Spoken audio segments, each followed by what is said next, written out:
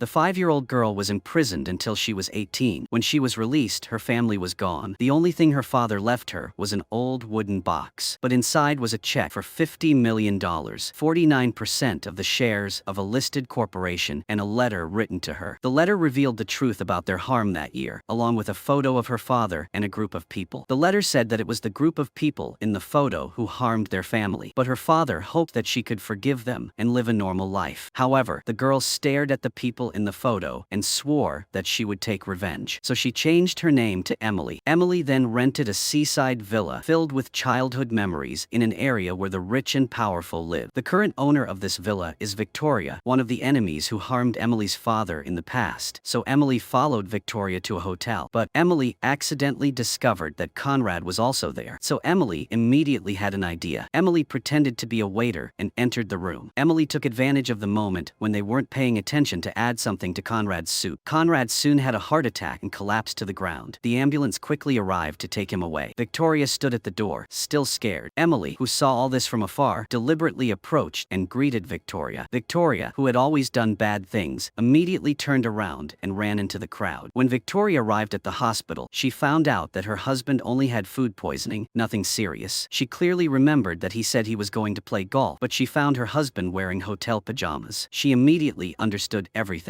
Victoria angrily pulled her husband back and told him not to do it again. At the charity auction later, Emily also entered the scene with the help of her friends. Emily deliberately approached Victoria. Victoria also introduced her best friend Lydia. Emily said bluntly that they met yesterday at the hotel, and she hoped Victoria's husband's health was better. Victoria, standing next to her, saw her best friend suddenly silent with a confused look on her face. Victoria immediately understood. Victoria angrily went to the auction scene. Victoria not only returned the expensive moon that Lydia gave her, but also asked the security to chase Lydia off the boat. From then on, the friendship of more than 10 years between the two officially ended. At this time, Emily targeted Daniel, Victoria's only son, because according to the video of Emily's father's trial, that year, the woman he loved the most was the first to harm him. But Emily did not know that her true identity had been discovered by others. That person sneaked into Emily's house. Emily was cautious and rushed to attack. It wasn't until that person said his name was Nolan that Emily remembered that he was the skinny man who picked her up when she was released from prison. Emily asked Nolan why he was here. Nolan replied that he wanted to help Emily, but Emily said that Nolan couldn't help her. Nolan then threatened Emily that if she didn't accept his help, he might become a stronger enemy than them. In order to get closer to Daniel, Emily went to the stadium to watch Daniel play polo. At the polo party that Victoria organized for her son, Emily met Bill, her father's best friend, when he was alive. They hadn't seen each other for more than 10 years, so Bill didn't recognize Emily at all. Emily took the opportunity to approach Bill and talk to him. Bill also happily agreed to invite Emily to dinner the next day. Seeing Bill leave, Emily secretly remembered it in her heart, because that year, the one who harmed her father was him. In the past, Bill and Emily's father were as close as brothers, but at the crucial moment, Emily's father was betrayed by Bill. That was why Emily's father always regretted trusting the wrong person. In order to continue to gain Bill's trust, Emily went to his company the next day under the guise of investment. Bill also knew from Victoria that Emily was very rich. In order to lure her into the investment trap, he deliberately took her on a tour and bragged about the profits of customers who entrusted his company to invest. But Emily was cautious and refused. At this time, Emily received news that the coastal villa she was living in had been bought by someone else. She thought for a moment and roughly guessed who bought the house. Then Emily stopped Nolan in the car and asked him. He also admitted that the house he bought had been transferred to her name. His purpose was only to help her get revenge. This reason made Emily even more curious. At this moment, a car stopped by the side of the road. Emily immediately turned around and hugged Nolan. The person who got out of the car was none other than Bill. Bill only glanced at Emily and Nolan. Then Bill walked into the restaurant. In the restaurant, Bill asked about the relationship between Emily and Nolan. Nolan was a big figure in the investment world, but Emily changed the subject. Emily asked Bill to help her buy Occam's cellular shares. Emily said that she received insider news revealing that the shares were about to rise sharply. Bill was half believing about it. As a result, the next day, the media announced the cooperation between Nolan's International Group and Occam's Cellular. This news immediately caused Occam's shares to skyrocket. Emily also took the opportunity, so she called to ask about investing all her money and buying as much of this stock as she wanted. At first, Bill was skeptical, but Nolan had vouched for him, and he saw the news. So Bill immediately believed that this was a great opportunity to make money. Bill immediately mobilized all of his company's investment funds. People started buying Occam's stock. Just when Bill was daydreaming about becoming rich overnight, a video of Nolan himself appearing was posted online, claiming that the news of the partnership was just a rumor due to misinformation from insiders. This caused Occam Cellular's stock, which had already peaked, to plummet. In just this short period of ups and downs, all of Bill's investment money was gone. This time, he was more panicked than ever. In order to not anger investors, he quickly asked his employees to follow a confidentiality agreement. If they valued their work, they would keep the news secret. They told the investors that today was a sunny day. If the news leaked, they would all be unprepared for the consequences. But Bill did not know that Emily was at home holding a list of his company's investors. Emily was calling them one by one. Bill was quickly arrested by the police. The sentence he was waiting for was probably a long prison sentence. At this time, Victoria also received Emily's background information from a detective. Seeing Emily's huge assets, Victoria always felt that she was not simple. In order to clarify Emily's true intentions, Victoria decided to invite Emily to her house for a direct conversation. The next day, Victoria invited Emily to her house, and the two prepared to talk. But before they could say much, Conrad brought Congressman Kingsley to their house. Emily recognized Kingsley as the prosecutor who had firmly convicted her father in the past. It was also because of Emily's father's case that Kingsley was called a hero by others. Since then, Kingsley's political career has been on the rise. This time, Congressman Kingsley came to campaign for election, but Victoria really hated Kingsley. Everyone discussed the election together. Kingsley decided to make a speech for the election campaign at party, but at this moment, the assistant showed Kingsley a tablet. On it was a video of him entering a building. This interrupted the discussion. Conrad also saw that there was a problem, so he quickly went to ask Kingsley. Kingsley stammered and said there was no problem. At this moment, a second video was sent. It was Kingsley's private video. This time the problem was big. Conrad quickly asked again. Kingsley had to tell the truth about everything that happened. The video was of Kingsley and his ex-girlfriend, but they had discussed it beforehand. There was no way she was uploading the video. Although he didn't know who was doing it, the most urgent thing was that this video absolutely could not be leaked. Otherwise, he would not be able to continue his political career. Just when everyone was worried, the election support party outside had officially begun. Kingsley was supposed to dress up and go up on stage to start his campaign speech. But Kingsley had just finished his opening words when he could no longer continue. Kingsley looked at the audience with a tense expression without saying a word. In addition, Kingsley's speech had been edited by someone else. At the same time, a pregnant woman wearing a red dress appeared at the party. She stood there silently, looking at Kingsley with a passionate look. Kingsley's assistant knew something was wrong as soon as he saw the woman, so he quickly broke up and took her away. Kingsley's speech on stage could not continue. The most important thing was that the content of the speech could not be leaked. Kingsley had no choice but to announce that he would withdraw from this election and would not run for re-election. When Kingsley returned backstage, his assistant informed him that the reason his ex-girlfriend had come to the scene was because he had just arrived, but Kingsley immediately denied that this was impossible. The assistant also said that she said Kingsley had been texting and emailing for the past few months. Kingsley also wanted to take care of the baby and even said that he would leave his wife. This time she came here because Kingsley had sent her a plane ticket and a red dress. This made Kingsley even more confused. But anyway, Kingsley's political career ended like this. When Emily got home, she saw Nolan waiting for her with a smile on his face. It turned out that they had done all of this. First, Nolan had hacked computer. Then, Emily had sent the video to Kingsley's tablet. As for the source of the video, Emily said that she had bought the building where the woman lived in order to get revenge. Moreover, Emily had sent the video to all the media. Emily wanted to ruin Kingsley's life and destroy everything he had. Nolan was immediately scared when he heard Emily's words. This woman was really scary when she became cruel. At the same time, Conrad's assistant also brought the investigation report. Although they had not yet found out who had sent the video, the email exchange with the woman had been sent from his own computer. This made Conrad worried. This was definitely not him. So who was it? The next day, Emily went to find her best friend to talk. Emily accidentally learned that Victoria was going to hold a psychological counseling tea party. The invited speaker was a psychologist, the same female doctor who had imprisoned Emily for more than 10 years. Emily immediately signed up. This made Victoria very curious. Why would Emily attend such a counseling session? The private tea party quickly began. The attendees were almost all her patients. The psychologist was going to show her latest charity achievements. But something unexpected happened. The video presenting the initial results turned into images of the patient's treatment process. Among them were unacceptable words and secrets that would never be told normally. Everything was exposed to the public. Victoria appeared in a video and revealed her disappointment with her daughter. Sometimes she wondered if giving birth to this daughter was a mistake. This caused Victoria's daughter, who was happily walking with her mother, to immediately collapse on the spot. Victoria could not control her anger and pointed at the female doctor, cursing and threatening her. When Victoria got home, she immediately called her assistant Frank. Victoria told him to find a way to deal with female doctor because she knew too many things, especially secrets that had been buried for more than 10 years and could not be known to others. When Emily got home, she found that Nolan was still waiting for her. Moreover, he even applauded her for her clever tricks. It turned out that changing the video was all planned by her. In order to find a chance to get revenge, Emily went to the female doctor's clinic for continuous treatment for a year. Emily later accidentally discovered that this person recorded the entire treatment process of the patient and also installed hidden cameras in the treatment room, so Emily used technology to copy all of her treatment videos. When Emily learned that this female doctor would come to the charity tea party, she immediately used her friends who were the event organizers to swap the broadcast CDs. However, to avoid being implicated, Emily not only broadcast her treatment videos first, but also secretly created a website and uploaded all the videos she had collected. Nolan said that Emily hurt others because of revenge against Victoria, but he said he knew that this time she only wanted to deal with the female doctor alone. But Emily also did not know that the real plotter who sent her to prison for 13 years was Victoria. He said that he would open a private clinic for her with a suitable and stable number of customers, but in return, this girl had to receive special care in a suitable place. At this time, Victoria was also looking for the mastermind behind this, but the police suddenly came knocking on the door. At first, she thought something had happened to her daughter, but the police told Victoria that the female doctor had been kidnapped and her clinic was robbed. The computer hard drive was also taken. There were many witnesses who testified that Victoria had threatened the female doctor's life, but Victoria said that she had only said it out of anger. Moreover, Victoria had an alibi. Immediately after the news broadcast, the reward for the female doctor's kidnapping was announced. According to the police investigation, the female doctor's kidnapping was most likely related to the creator of that mysterious website. It could be the same group of people. Hearing this, Nolan and Emily looked at each other and said that they did not do this. At this time, outside an abandoned warehouse in the suburbs, a woman was screaming frantically. This woman was the female doctor. But just one day later, the news of the female doctor's rescue was on the front page, all thanks to an anonymous phone call that provided a clue. But when Victoria saw the information about the female doctor's rescue, she revealed a confused face. It was not because the female doctor knew too many secrets, but because the police had investigated that the warehouse where she was being held was property owned by their family. In order to divert the public's attention, Victoria decided to hold a charity dinner, and the invitees were the victims of Emily's father's case back then, because that year, Emily's father was suspected of treason and caused a plane crash. In order to investigate the truth, Emily got a ticket to the party through her friends. When Emily was about to leave, Lydia, who had been silent for a long time, suddenly knocked on the door. Lydia said that she wanted the house back, but Emily refused without hesitation. Lydia threatened Emily. Lydia said they both had their own secrets and she would find out Emily's secret. Then Lydia appeared at a private party hosted by Victoria. Lydia said she came to apologize and hoped to make peace with Victoria, but Victoria could not accept someone who had betrayed her. At this time, Emily also came and warned Lydia that it was impossible to get the house back. Emily had packed all of Lydia's old belongings and sent them to her. Lydia failed, so she had to leave. However, the next day, Victoria discovered that her husband had transferred a large sum of $10 million to Lydia. Victoria angrily asked her husband what he meant. He said it was to protect her because they had shared a secret for 15 years. Lydia knew all the truth about plane crash that year and many other secrets. Now Lydia was chased away by Victoria. Lydia was already very lucky not to report them. This $10 million was just to buy peace. Victoria heard this explanation and had nothing to say, but she didn't know that although she looked calm on the outside, she was actually worried. That night, Conrad went to Lydia's house and angrily asked her why she came to his house to cause trouble. Lydia said that she just wanted to make up with Victoria. She wanted to return to the upper-class circle there. Moreover, Lydia also said that if they didn't meet the above conditions, she would expose their true faces at party tomorrow night. Conrad was threatened, so he picked up the photo of Lydia and Victoria on the table, angrily threw it on the ground, and left. But Lydia calmly picked up the photo. Suddenly, Lydia stopped and quickly took out a magnifying glass to examine it again and again, and discovered that the waiter behind her looked very much like Emily. Lydia looked at the photo and smiled meaningfully. But Lydia didn't know that everything that had just happened was recorded by Nolan with the camera on the shelf. The next day, Nolan immediately went to Emily and said that Lydia had seen her in a group photo. Lydia had also gotten the list of employees at that time. Emily's first reaction was not stress or fear, but she asked Nolan how he knew. Nolan hesitantly admitted that he had put a camera in Emily's house, but yesterday, she didn't know why it appeared at Lydia's place. At this time, Emily also understood that yesterday she had sent a bunch of old things to Lydia. Maybe the camera had been moved to that time. Now Emily had to get the photo back. Emily told Nolan to hack into the catering company at that time. He must remove her name from the employee list. Because that year, when Emily had just been released from prison, she used her real name as a fake waitress to see the faces of these enemies. If Emily was discovered now, her entire revenge plan would fail. At this time, Conrad went to Victoria and Frank. Conrad said that he had tried to talk to Lydia, but this time, Lydia didn't want money. The only thing Lydia wanted was to be accepted back by Victoria. Victoria guessed that Lydia was also a patient of the psychiatrist, and the only video of her was not leaked. Maybe Lydia was the real culprit behind the kidnapping. Victoria then immediately sent bodyguard Frank to Lydia's house to look for evidence. Victoria planned to take the initiative to capture Lydia while she was at the party to stabilize Lydia. The charity party quickly began. Lydia arrived at the scene as a special guest. Lydia threatened Emily that I knew her secret. After Lydia left, Emily hurriedly contacted Nolan. Emily learned that there was only one copy of the employee list that year, and it was at Lydia's house. Emily was about to go get it herself when Daniel arrived. Daniel was the most important link in Emily's revenge plan. Emily had no choice but to ask Nolan to get the copy. It was Lydia's turn to speak. In the audience, Victoria and Conrad were extremely tense. Their eyes were fixed on Lydia on stage, as if she were a devil. But until the speech ended, Lydia did not reveal their story, but instead she kept praising their achievements. After the meeting ended, Lydia looked for Victoria. Lydia hoped that her goodwill could move Victoria. Lydia hoped that Victoria would forgive her and accept her back. But Victoria kept insulting and mocking Lydia. Lydia returned home sadly. When Nolan forced his way into Lydia's house, he found it dark. He quickly got the list and the photo from the surveillance video. He also retrieved the hidden camera. He was about to go home when he heard the alarm going off outside the house. Nolan was scared and rushed to the rooftop to see. Nolan was so scared that he immediately ran home. He connected the surveillance camera to the computer, but when he saw the content inside, he was extremely surprised. Early the next morning, Nolan hurriedly brought the computer to find Emily to discuss countermeasures. When Emily saw the surveillance video, she was also extremely shocked, only to see Frank sneak into Victoria's room to search for something inside. He quickly found the CD that was swapped at the tea party in the cardboard box on the table, and the newspaper reported that Senator Kingsley had withdrawn from the election. Looking at these things, Frank determined that Lydia was the mastermind behind the doctor's kidnapping. What was even more frightening was that Victoria's computer had a speech exposing everything Victoria and her husband had done before. Frank felt the situation was urgent, so he quickly reported the situation to Victoria. She asked him to immediately take all the evidence away. At this moment, Lydia returned home with a sad face. Frank immediately rushed over before Lydia could react. Lydia was startled and struggled with Frank. Unfortunately, she was no match for him, so she screamed for help and rushed upstairs. Then the scene that everyone had seen happened. Frank felt that the danger had been completely eliminated, so he breathed a sigh of relief. Frank left a message for Victoria, telling her that Lydia had committed suicide. After Nolan finished watching, he said he wanted to hand the video over to the police, but Emily said that it was not in her best interest. Now Victoria and the others believe that Lydia is the mastermind behind all the events, so this is very beneficial for both of them. But in order to better carry out the revenge plan, the best thing is to remove Frank from the game. This video is very useful for Emily. The next day, Conrad was watching the news about Lydia when he suddenly received an email. Inside was the surveillance video of Lydia's murder. This made Conrad fall into extreme fear. In order to get rid of this matter, Conrad hurriedly found Frank. Conrad gave Frank a large check and arranged a private plane for Frank to leave quickly. But Frank felt that he had served their family for nearly 20 years, but now they wanted to kick him out. Frank left angrily. When Conrad returned home, he found his wife still talking about Frank, so he immediately played the video of Lydia's murder for her to see. This made Victoria immediately feel scared. She did not expect Frank to be so cruel. But at night, when Victoria was preparing to rest, Frank sneaked into their house. Faced with Frank's constant pressure, Victoria felt scared. Victoria backed away and told Frank about the video. Luckily, a call from her husband upstairs helped her escape. After Frank learned about the surveillance video, he immediately went to Lydia's apartment. Frank bribed the security guard and hoped he could enter Lydia's apartment to get something, but the security guard said the room was controlled by the police, so Frank could not enter. At this time, Frank saw the building's surveillance camera and immediately got the video recording that night. Only then did Frank discover that after he left, only Nolan had entered the room. This time, Frank understood the origin of the video recording Lydia's murder. At this time, Nolan was at the Independence Day party organized by Victoria and enjoying delicious food. At this moment, a gun was pointed at Nolan. Then Frank brought Nolan into a room and immediately knocked him out. Then Frank pointed the gun at Nolan to force him to ask who told him to do that. Just when Frank was losing patience, there was a voice talking from outside. Frank was afraid that he would be exposed, so he quickly ran away. The person who came in was Emily. Nolan immediately pulled Emily out and said that Frank was here. Frank had not left at all, but he was still standing and watching them from afar. Only then did Frank know that the person who wanted to harm him was not Conrad. The next day, Frank sneaked into Emily's place to look for clues. Emily was startled when she got home. Frank immediately asked who Emily was. A lot of things had happened since Emily came here. Why did Emily hide her time in juvenile detention? Emily didn't call the police right away. Instead, she lifted the carpet and took the phone from the old box on the floor. Then she made a mysterious phone call. Only after receiving a definite answer did she feel relieved. As for Frank, after leaving Emily's house, he went straight to the prison where Emily was previously imprisoned. Frank went to the prison director as a police officer, hoping to get Emily's documents while she was serving her sentence. But the prison director refused because he needed court approval. After sending Frank off, the prison director called to say that he had been fired. On the other end of the line was Emily. Prison director reminded Emily that Frank was not easy to deal with, so she had to be more careful. But they didn't expect Frank to be more powerful than they thought. That night, Frank sneaked into the prison director's office to find Emily's documents. But the photo on the document was of another girl. This made Frank feel very strange, so he took a photo. Then, according to the notes on the document, Frank went to a bar. He saw the girl dancing on the stage. He compared it with the photo in his hand. Frank found that they were exactly the same. Then, Frank used a high price to call the girl into a private room. Frank asked her if she was Emily. The girl said her name was Amanda. She always avoided the question in her words, but the cunning Frank still saw the clue. He was very sure that she was really Emily, right? And the other person was Amanda. The girl did not expect that Frank had guessed the truth, so she had to admit that she was Emily and asked about Amanda's news. Frank took out Emily's photo, and Daniel said that she was living quite well now. Moreover, she was in love with a rich boy. This made the girl feel interested. She said she wanted to find a place to tell him everything. Frank was very excited when he saw that. It seemed like the truth was about to be revealed. Frank eagerly called Victoria to tell her the information he had found. Victoria on the other side received a call from Frank, but she didn't expect that he would only say that Victoria's suspicion was correct. Emily was not the person she said she was. After that, Frank didn't say anything more. This made Victoria feel strange. When she called again, she couldn't get through. At this time, Lydia, who was pushed down from the 5th floor, unexpectedly woke up. It turned out that she wasn't dead, but was just in a coma. At the same time, the girl Frank found also came to Emily's house. Emily was very surprised when she saw the girl in front of her. Then, the two hugged each other. The girl said that someone named Frank had discovered their identity swap. After Emily heard this, she immediately hid the girl in Nolan's house. This made Nolan curious, but Emily warned him that the less he knew, the better. Emily told him to be careful not to let the girl out of his sight. Although he did not dare to ask directly, with his keen mind, he discovered blood stains on the girl's coat. That night, Nolan received news of Frank's sudden death. Nolan immediately thought of the girl of unknown origin, but the girl still wanted to deny it. It was not until Nolan took out the results of the bloodstain examination on her clothes and spent Frank's money that the girl had nothing to say. After that, the two met Emily. Nolan learned the truth that Frank had found her and asked her the truth about her identity swap. While Frank was reporting to Victoria, the girl attacked Frank to protect Emily. The girl beat him to death and threw him into the bushes by the roadside. When Nolan heard the news, he immediately felt that he had boarded the wrong boat. Emily took out Frank's phone and asked Nolan to handle it quickly, otherwise he would also be implicated. Then Emily took out a few prepared planes and asked the girl to fly to France tomorrow. They agreed that from now on, the girl would be Amanda and she would still be Emily. Lydia was taken home by Victoria to rest. Although Lydia did not remember anything, she remembered the photo of Emily. Lydia immediately told Victoria about this. When Victoria found the photo, she discovered that the person was not Emily at all. This made Lydia unable to help but wonder if she had a mental problem. But they didn't know that a few days ago Emily had asked Nolan to make an identical photo. Emily took the opportunity to deliver the goods and successfully swapped the photo. After Emily sent Amanda away, the biggest loophole in her revenge plan was finally resolved. resolved. Emily also felt relieved, but Emily didn't expect that the girl wouldn't leave but would return. Emily's next target of revenge was the person who had imprisoned her for more than 10 years. At that time, her father was framed and imprisoned. To protect herself, she pretended to be completely innocent and completely unaware of her father's story. But a writer who was just a small reporter at that time used the name of Seeking Justice for Emily's father to deceive her trust. From there, he obtained important evidence of her father's framed. But as soon as he turned around, he sold the evidence to Victoria and reaped a lot of benefits. It wasn't until Emily went to his bookstore that she discovered that she had been tricked. She then approached him under the guise of a fan. Then she went to the writer's office with Nolan under the guise of an investor. Emily discovered the cupboard was full of her father's videotapes. The writer proudly said that these were video materials of David, the main character in this book. These tapes were all interview records of Emily's father. Emily was immediately interested. After Emily learned that the writer wanted to interview Amanda again, she immediately came up with a plan. Emily found Amanda, who had just returned. Emily asked Amanda to publicly accept the interview. Amanda was in the front, answering the writer's questions. Emily and Nolan hid in the back through headphones to tell Amanda the correct answers. The writer was left speechless by these answers. Emily directed Amanda to launch a surprise attack. She scolded him. Tomorrow's book launch was his last chance to make amends. She hoped he could take advantage of it. Then, without giving him a chance to say more, she quickly left place. The writer seemed to be provoked by Amanda. He planned to reveal the truth of everything at his book launch. Unexpectedly, Victoria came to him the next day to ask about the interview situation between him and Amanda. The writer told the truth that Amanda had discovered the relationship between Victoria and her father. If Amanda continued to investigate and clarify everything, he would become the biggest liar in literary history. As for Emily, sitting below, seeing that the author did not dare to tell the truth, she made a decision. Emily asked Nolan to invite the writer to dinner. Faced with the invitation of the 7th billionaire in Forbes, he had no way of refusing. When they left, Emily sneaked into his office. She smashed the cabinet door and took all the tapes. Then she used a cigarette to set the room on fire. By the time the writer and Nolan returned together, the entire office had been burned to ashes. Of course, none of those precious copies were left. The writer sat on the ground and cried miserably. Behind him was Nolan. Nolan had a triumphant smile on his face. After Emily returned home, she watched her father's interview video over and over again. Unexpectedly, she discovered a horrifying secret. Victoria's youngest daughter was Emily's biological sister. Most of the Grayson family were the masterminds who had harmed Emily's father in the past. From the very beginning of her revenge plan, Emily deliberately approached Daniel. Finally, through a series of plans, Emily successfully infiltrated the Grayson family and became Daniel's fiancée. Now that Emily knew this secret, she had to plan how to maximize her benefits. That day, Conrad and Daniel were having breakfast when a stranger gave Conrad a USB and a note. Immediately after that, Conrad brought his lawyer to find his wife to file for divorce. Victoria was very surprised. Conrad immediately took out a video. The man in the video revealed an affair between Victoria and him. The man hinted that Conrad's current daughter might not be his biological child. Then Conrad said he would go for a DNA test. If the matter was confirmed to be true, Victoria would have to leave empty-handed. Then Conrad immediately went home and took his daughter's hair to do the test. Victoria also hurriedly went to her own lawyer. She wanted him to help her handle the divorce. At the same time, she also began to investigate the origin of the video, because according to the information received, the videotape should have been destroyed in the fire. Now that it has appeared, there is only one possibility. It is Amanda, who is full of hostility towards her. Victoria invited Amanda to have tea and sent her subordinates to secretly investigate Amanda's identity. When Victoria first met Amanda, Victoria began to doubt her true identity, because the Amanda that Victoria knew since childhood was allergic to strawberries. But this girl ate a lot, but still nothing happened. Victoria asked about the videotape. Victoria wanted Amanda to explain, but she said she knew nothing. The more Amanda denied, the more Victoria believed that she did it. Sure enough, that night, Victoria's subordinates sneaked into Amanda's room and found the remaining videotapes in her bag. Seeing that everything was about to be revealed, Emily hurriedly found Amanda and told her about the feud between the Grayson family and Emily. Amanda was afraid of revenge, so she decided to fly to Paris immediately. Emily looked at the time bomb and knew that her true identity had been taken away, so she breathed a sigh of relief. At this time, the DNA test results of Victoria and Conrad's daughter were available. This girl had no blood relationship with Conrad. When Victoria heard this news, she was not surprised at all. On the contrary, Victoria called her lawyer to give him the card Amanda used. Victoria wanted to do a DNA test to compare it with her daughter's DNA. Very quickly, the results were available. Amanda's DNA completely matched Victoria's daughter's. This time, Victoria was sure of Amanda's identity. In the the middle of the night, Emily sneaked under a bridge and a figure came. Unexpectedly, it was Victoria's lawyer. It was he who helped Emily swap Amanda's DNA sample. If Victoria were to investigate the real situation, Emily's revenge plan would fail completely. This lawyer was one of the few trustworthy people that Emily's father had specifically mentioned in his letter. Moreover, everything that was happening was planned by Emily. It was Emily who gave Conrad the USB. Because of this USB, Conrad and Victoria started arguing about getting married. It was also Emily who secretly put all the tapes in Amanda's room. This attracted Victoria's attention. At the same time, she scared Amanda away. This was a double-edged sword. It helped Emily solve two hidden dangers at once. But Emily didn't know that there was still a tape that had fallen in Amanda's room. The bar owner, Potter, found it when he cleaned the room the next day. Potter called Amanda and told her to come back to get it, but he couldn't get in touch with her. Potter didn't know that Amanda's phone was controlled by Emily. All the messages and calls were sent to Emily. When Emily found out that there was still a videotape left, she quickly told Nolan to get it. But Potter was very alert. Although Nolan couldn't get the videotape, he clearly saw that the serial number on it was 14. This made Emily panic because the content inside would cause her a lot of trouble. So Nolan came up with another plan. Nolan secretly approached with a degaussing device and secretly erased content inside the tape. But a few days later, Potter came to Nolan and wanted to see the content inside. Nolan thought that the videotape had been erased, so he quickly agreed. Unexpectedly, the videotape could still be viewed normally. As for Potter, after seeing the content of the tape, he was furious and immediately went to Grayson's house. At this time, Grayson's house was holding Emily and Daniel's engagement party. Even Edward Grayson, the head of the family, rarely attended the party. Just when everyone was happily eating and chatting, Potter entered the room. Potter pointed at Victoria and scolded her for being irresponsible. Victoria clearly loved David, but she did not care about their daughter Amanda. Victoria also gave birth to another child with him. Then Potter took out the videotape in his hand as evidence. This stunned everyone in the room. Victoria was so scared that she could not speak. Edward Grayson asked about the authenticity of the incident. Daniel quickly defended his mother. Daniel said that at that time, his mother was forced by him. Conrad criticized Victoria for making up stories. Why was it different from the version he knew? Victoria, now confused, quickly warned Conrad to stop talking. Daniel misunderstood. He said that his mother was right. His sister should not be involved in this matter. This made everyone in the room focus on Daniel's younger sister, and under the pressure of his father, Conrad had to tell the truth. Conrad also told his daughter that her biological father was David. She could not accept that her biological father was a terrorist criminal, so she immediately ran out. The whole family was in a sad mood. Only Emily smiled in her heart. Her plan was ready. Before she could even start again, Potter had helped her carry it all out. Conrad was also pulled aside and scolded by his father. No father would drag his children into such a despicable act. After that, Conrad was immediately stripped of his status as the family's heir. Daniel would be trained to take that position. Victoria was hiding in the dark. When Victoria heard this news, her face, which had been sad just now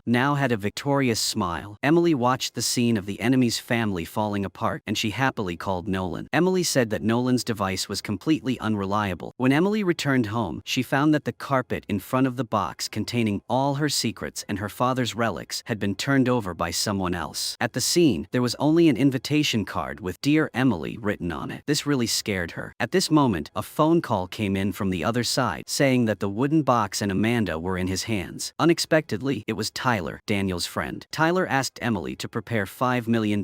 They would make the deal tomorrow at parking lot. The next day, Emily was slow to come. Tyler impatiently prepared to call Emily. Suddenly, a gun appeared and pointed it at his head. This person was Emily. Emily tied Tyler to the fence next door. After Emily found her father's box of relics in the trunk, she began to question Amanda's whereabouts. Suddenly, a gun was pointed at Emily from behind. Unexpectedly, it was Amanda. Emily asked why Amanda did that, but she didn't care. Amanda released Tyler and took Emily's money. Emily watched the two leave, and she felt even more confused. After Nolan learned that Tyler had taken the wooden box, he immediately told Emily to run away. Because if the contents of the box were made public and Amanda's true identity was revealed, Emily would die a terrible death. But Emily wanted revenge, so she didn't pay attention to that. Then Emily called Daniel. She found out that he was meeting a Japanese businessman named Takeda. When Emily heard this name, she felt close to him. Takeda was Emily's teacher. The wedding day was coming soon. In order to prevent Tyler from disturbing her, Emily prepared for a confrontation. Victoria looked for Daniel, hoping that they could reconcile. But Daniel said he planned to take Emily away and move to Paris. But Victoria was very sure that Emily would not leave. Daniel did not believe it, so he hurriedly found Emily to ask for clarification. But someone with a deep hatred like Emily could not leave. Emily's answer made Daniel immediately believe believe his mother's words. He determined that she was also an ambitious woman. She was with him only for money. He was disappointed and left. Emily was about to chase after Daniel when she was stopped by a strange man. That person was Takeda. Takeda gave Emily a rectangular gift package and said that he had helped her get the box back. In order to get her plan back on track, he had solved part of the trouble for her. He wanted her to keep her father's secret hidden. When he returned, he would tell her the reason. The engagement party quickly began. Victoria immediately invited Daniel to the stage, but no one answered. At this moment, Victoria's daughter's screams came from outside. She cried and shouted that something had happened to Daniel. This time, everyone at the party was terrified. They immediately rushed to the beach to check the situation. Emily was also extremely confused. Emily had never intended to harm Daniel. Emily and Victoria rushed to the scene. A man in a white suit was lying on the ground. Victoria cried and rushed over, but when she got closer, she discovered that the dead person was not Daniel, but Tyler. Everyone immediately breathed a sigh of relief. At the same time, they were also wondering why he died here. At this moment, a voice came. Daniel, covered in blood, staggered out from behind the hill. Looking at Daniel's condition, Victoria thought he had killed Tyler. She quickly rushed to hug him and whispered something in his ear. Then, a large number of police officers began to investigate the scene. Victoria and the others were also taken to the police station for questioning. Everyone said that there was nothing unusual at that time. They only said that they saw a figure wearing a gray hoodie. Only Potter's younger brother returned in a panic because he was the only one who could clearly see the man's face at that time, and Potter had just come home at this time. He looked at the blood-stained gray hoodie in Potter's hand. He further confirmed his suspicions. Based on the traces at the scene, the police determined that Daniel had a strong suspicion of murder. Because of Daniel's previous criminal record, the judge not only dared to keep him in a maximum security prison, but also did not allow him to be released on bail. Victoria and her husband, because of Daniel's case, sought out the best lawyer in the United States to defend their son. Through investigation, the lawyer discovered that at the crime scene at that time, there were two witnesses, Daniel's sister and her son's son. According to their account, they saw a person in a gray hoodie running away from the scene. But the strange thing was that all the surveillance cameras did not capture that person and only continuously played back the video of the first 3 minutes of party. It was very clear that the surveillance cameras were controlled by someone else. This also meant that this was a premeditated case. But through the description of the two witnesses, it was impossible to judge whether the person seen was male or female. However, this was not a problem for Victoria and her husband. It was like the murder of Emily's father more than 10 years ago. They planned to let Amanda be the replacement, but the lawyer said that one suspect was not enough, so the two targeted Potter. But Potter had a very high reputation among the local people. If they wanted to convict, they would have to find a mediator to guide public opinion. Emily immediately nominated the writer whose house had just burned down and would arrange it herself. When the writer heard this, he immediately sobered up. He said that the Truth District would definitely do its best. Since the number one suspect, Amanda, was missing, he looked for Potter. He hoped that Potter could tell the truth, but he was chased out by Potter. When he was about to leave, Potter's younger brother chased after him. Potter's younger brother said that it was too dark at that time and he could not see anyone at all. As for Daniel's sister, because she had used drugs that day, the shadow she saw was most likely a hallucination. When the writer received this news, he returned home and began to arrange the article to be published tomorrow. At this time, an anonymous message suddenly appeared on the computer screen. It said, "I know who burned your house." The writer thought it was Amanda, so he quickly asked where she was, but the other party did not answer, but asked him to check the desk drawer. The writer was glad because these were the videotapes he had kept before. In his heart, he was certain that Victoria was the one who burned his house. At this time, Victoria once again went to the lawyer to see if there was any way to bail her son out. The lawyer said there were only two ways to bail Daniel out. One was that a new suspect appeared. The second was that a major incident occurred in the prison that endangered the life of the person concerned. Victoria really had no other way to make up her mind. Through her subordinates, Victoria bribed prison staff. Later, while Daniel was taking a shower, he was beaten to near death by a group of prisoners. The effect was also very obvious. The judge quickly approved Daniel's bail application, but they had not been happy for long when the lawyer said that Daniel might have to return to prison because the writer had revealed that Daniel's sister had used drugs on the day of the incident, leading to her compensation and recantation. They doubted the reputation of Victoria's family. Victoria hurriedly found the writer and threatened him to remove the article and publish an apology. But the writer determined that Victoria was the one who burned down his house, so he could not let her go. He said he would no longer work for her family. This time, Victoria had no way to deal with him. Now the testimony of several witnesses had been rejected. Without new evidence, Daniel would be convicted. Victoria, in a deadlock, came up with a unique way. Victoria went to Daniel. Victoria intended to let Daniel harm Emily and put her on the list of #1 suspects, because the pistol that killed Tyler at that time was Emily's. And now, Emily disguised herself as a beautiful girl, drinking and chatting with Victoria's subordinates. Because a few days ago, Emily learned that Victoria wanted Potter to be the one to confess. This made Emily unable to stand aside anymore. Emily asked Nolan to advise Potter to leave this place. But while Nolan was communicating with Potter, he learned an important piece of news. At that time, Potter really went to the crime scene. Moreover, Potter also had solid evidence in his hand, which was the gray hoodie with the victim's bloodstains. So Emily told Nolan to find an excuse to take Potter away. Emily secretly went to Potter's house. Sure enough, she found the shirt. Then she faked the crime scene as a burglary. When Emily returned home, she found that Daniel, who had been banned from going out by the court, was waiting for her at home. He even asked where she had gone. When Emily went out, Daniel discovered her. He called her countless times, but she didn't answer. So Daniel was worried and violated the ban and ran to find Emily. But very soon, the police showed up and took Daniel back to prison. Because Daniel violated the ban, once he was found guilty, his sentence would be increased. When Daniel was about to be brought to trial, Victoria's subordinate was arrested by the police. From the back seat of the police car, they found a hoodie still stained with blood. He was quickly identified as the suspect in this case. When the lawyer arrived at the prison to prepare to take the suspect for questioning, he discovered that the subordinate had left a letter. This person admitted all his crimes. Under Victoria's strong financial attack, Daniel was quickly declared innocent and released. Emily was extremely surprised by all of this. Although the shirt was arranged by Emily, the subordinate's death was something she did not expect. So Emily retrieved the recording in Grayson's house. It turned out that the subordinate immediately called Victoria after being arrested. He threatened that if she did not bring him out, he would tell everything that their family had ever done. After Conrad heard the threat, he immediately found a mysterious person to help. Then the subordinate died in prison. Moreover, through the recording, Emily discovered that her father's death was not as simple as it seemed. Emily discovered that after her father was murdered in prison, the murderer disappeared the next day. In the Grayson sisters' room, Emily accidentally saw a photo of her father taken before he was murdered. Through the photo, Emily discovered that her father should have had a notebook, but all of Emily's father's belongings were transferred by Nolan. So Emily quickly contacted Nolan. After he learned that she was investigating, he hurriedly wanted to transfer the notebook, but he was caught by her. Through studying her father's notebook, she discovered a person nicknamed CM. But according to Emily's investigation, the woman nicknamed CM died of illness the year her father was murdered. But another hospital's list had a woman who met the criteria, and she was still alive. Thinking that she didn't want to miss anything, Emily still went to CM's house. Unexpectedly, Emily saw a photo of Nolan and that woman on the wall. Only then did Emily know that Nolan was raised by CM. Nolan hid the notebook to protect CM. CM was the Grayson Group's private accountant that year. At that time, CM discovered that the Grayson family planned to harm Emily's father, but when CM was about to inform David, he was killed. At the same time, the Grayson family's group was suddenly raided by the police. Even Conrad began to be investigated. When Conrad returned home exhausted, Daniel was waiting for him. Daniel pressed Conrad to ask if he was responsible for his subordinate's suicide. Conrad didn't want to say much, but in order to ease the relationship between the two, he still started with how to harm Emily's father. Conrad told Daniel all the family secrets, but they did not expect that all of this was overheard by Emily. Emily naively thought that Daniel was different from the Grayson family, but at the press conference the next day, Daniel lied non-stop. Daniel even blamed all the crimes on his dead subordinate. Emily had previously sympathized with Daniel, but this time she was completely disappointed. Emily decided to put Daniel on several revenge target lists. Moreover, Emily was more determined to destroy the Grayson family. Emily kept watching Conrad's interview video. She discovered a silver-haired man at the end of the video. She did not expect him to be exactly like the warden who was killed in prison with her father. Emily was very sure that this silver-haired man must have something to do with her father's death. That day, Emily monitored Conrad's office as usual. The silver-haired man did indeed appear. In order to find the man's exact location, Emily sent a video of her and Daniel sleeping together to Conrad. Conrad thought that the silver-haired man was monitoring his family, so Conrad angrily made an appointment to meet him. Emily got their meeting address. Emily was just about to monitor them herself when Daniel and his best friend came to stop her. They came to her to discuss the wedding, but at this moment, her mind was no longer on the wedding. Emily felt that she could not leave, so she hurriedly asked Nolan to follow. Nolan very easily found the silver-haired man's address. Emily made an excuse to chase Daniel and his friend away. Then, Emily equipped herself and went to the address. house. She removed the light bulb outside the house. Just as she was about to break the door to enter, she was called back by a woman. Only then did Emily realize that Nolan had given her the wrong address. Nolan had arrived at the correct address. He had hacked into the area's power grid. He had used the power outage to pose as a repairman and secretly installed a surveillance camera in the silver-haired man's room. At the same time, Victoria went to the police and asked why Conrad had not been arrested yet. In addition, the Grayson group had been investigated earlier because of her accusation. The police chief said that the evidence was not enough to arrest Conrad. Victoria immediately said that if they granted her immunity, she would get all the evidence that Conrad was collusion with the terrorist organization. After Victoria received a positive answer from the police chief, she went to her husband's secret apartment. She saw a painting on the wall that she had given him when she was young. It was a fake, but Conrad had kept it for nearly 20 years. Victoria immediately realized something was wrong, so Victoria took a knife and cut it open. Inside was all of Conrad's evidence. As soon as Victoria got home, Conrad came to her and asked her to show evidence or they would all die. But Victoria didn't want to listen to him. Daniel didn't agree with Victoria's decision. Daniel argued loudly with Victoria. Daniel thought that although Conrad was a bastard, it was still for the good of the family. Victoria was nothing. Victoria was deeply hurt by Daniel, so she had to show him evidence. She wanted to see whose side her son was on. As soon as Daniel received the evidence, he turned around and called Conrad. Daniel's rudeness made Victoria's mood plummet. She left heartbroken. At this time, Nolan had installed a surveillance camera in the silver-haired man's house. Every day, Nolan opened the camera to watch, but suddenly, Nolan discovered that the time in the video and the actual time did not match. Nolan immediately knew something was wrong, but before Nolan could react, the silver-haired man sneaked up behind him, knocked Nolan unconscious, and took him away. It turned out that when Nolan installed the camera, the man discovered it, but he did not say anything because he wanted to investigate who was behind Nolan. Daniel now had evidence, but he went to Emily's house and placed the suitcase on the table downstairs. Emily also saw it. Early the next morning, Daniel heard Emily's screams coming from downstairs, so he rushed down to see. He found the entire first floor in a mess. Emily said that a silver-haired man had broken in and taken the suitcase. Daniel heard it and knew who it was. Daniel quickly found Conrad to tell him about it. Conrad felt bad. The evidence they needed to catch the silver-haired man was gone. Conrad immediately ordered the security staff to conduct a thorough search of the house. As soon as Daniel left, Emily took out the evidence she had hidden. She intended to see the contents of the video results inside, but it was encrypted, so Emily called Nolan for help, but she found that she could not contact him. When she arrived at his house, she only saw the computer on. On the other side, Nolan was tied up by a silver-haired man. He threatened to ask who Emily was and asked her to bring evidence. Emily immediately asked to meet and talk. She said that she had a grudge against her father's murder. The silver-haired man was immediately confused. After Emily got ready, she went to the place where she had met the silver-haired man. Because Nolan's life was in his hands, Emily had to drug herself. When Emily woke up, she found herself in the silver-haired man's base. The man threatened her to tell him the location of the evidence. Then, she read out an address to trick him into leaving. As soon as he left, Emily took out the tool hidden in her sleeve and opened the handcuffs. Emily let Nolan leave first, while she held an axe and quietly waited for the man to return. Sure enough, after the silver-haired man realized he had been tricked, he was extremely angry and hurried back. As soon as he entered, Emily rushed to attack. Perhaps because of his old age or some spiritual reason, an agent like him unexpectedly could not fight back against Emily. He was quickly knocked down. As soon as he knew he was about to be strangled to death, Emily let go and let him go. When Emily got home, Daniel was furious because she kept mysteriously disappearing and reappearing. Emily was also very tired, so she returned the engagement ring on her hand to Daniel. The two had a hard time getting together, but now they broke up. After that, Nolan secretly put all the criminal secrets he had obtained in the trunk of the sheriff's car. After the sheriff got important evidence, he immediately changed his plan. He put Victoria on a private plane and flew to New York. Conrad advised Victoria not to testify, and he warned that if she got on the plane, she would die. But Victoria ignored it, and she resolutely got on the plane. She imagined a beautiful life was calling her. Then she saw the silver-haired man appear in front of the plane. After he manipulated a little and left, the plane crashed shortly after takeoff. Everyone on the plane died. Emily was celebrating the success of her revenge plan when she suddenly saw the news of the plane crash on TV and immediately fell into despair. Could it be that she no longer had hope of revenge in this life? At this time, Nolan came to Emily again. With a serious expression, he said that when he deciphered the evidence, he had copied a copy. These secrets were not simply the Grayson family and the murder of Emily's father. Surprisingly, he discovered information related to Emily. Emily's mother, who had been dead for nearly 20 years, was actually still alive. Above is the entire entire content of Season 1 of the movie Revenge. Thank you for watching, goodbye, and see you again.